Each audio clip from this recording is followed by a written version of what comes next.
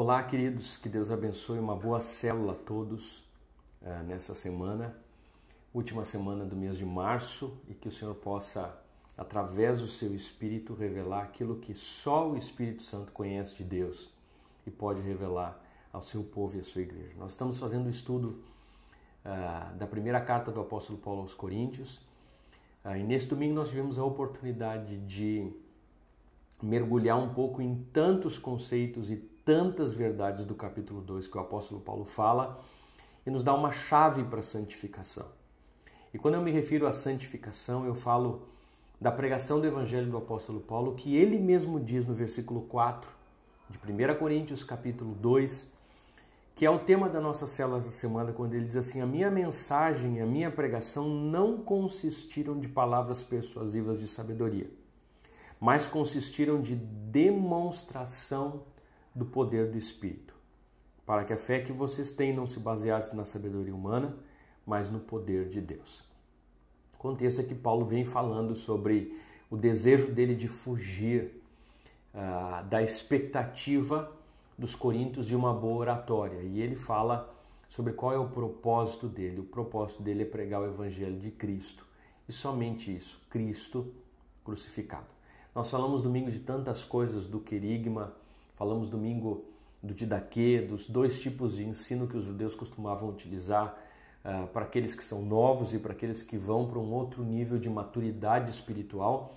Paulo também cita o termo maturidade no capítulo 2, mas eu gostaria basicamente de poder ver o que Paulo expressa quando ele diz que a sua pregação consistiu de demonstração do poder do Espírito. Paulo está dizendo: a minha pregação não veio somente por palavras, mas veio acompanhada de resultados práticos. E Paulo aqui dá uma prova rigorosa sobre o que o Evangelho de Cristo deve produzir na vida de quem escuta e na vida daquele que é convencido pelo Espírito Santo.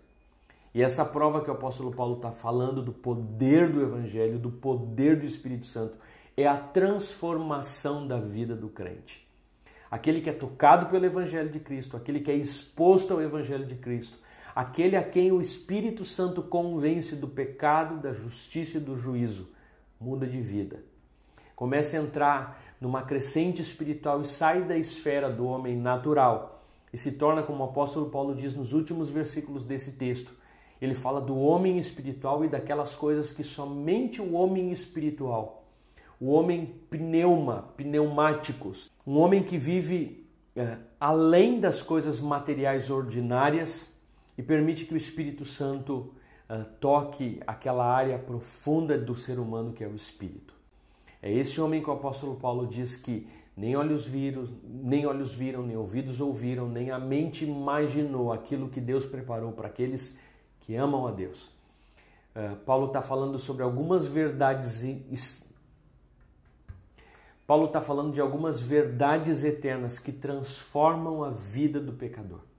E essas verdades são encontradas na leitura da palavra. Essas verdades são encontradas numa vida de intimidade com Deus. Essas verdades são encontradas numa vida de oração. E são esses apegos que o crente precisa ter, que transforma a vida da gente. Paulo diz: a minha mensagem veio acompanhada não somente de uma oratória, mas o testemunho da transformação e do poder que o Evangelho tem para transformar a vida do pecador. Que eu possa viver isso de forma prática na minha vida, inconformado, quem sabe, com alguma área que ainda não foi transformada pela pregação do Evangelho. E possa questionar a mim mesmo e me inquietar diante disso e buscar as novas fases, as novas etapas daquilo que o Senhor tem para minha e para a sua vida.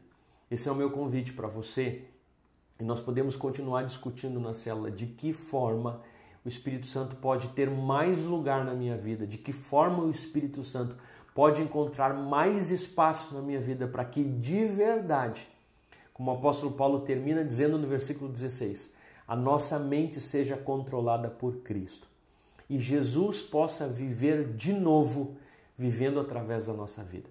Que esse possa ser o resultado do Evangelho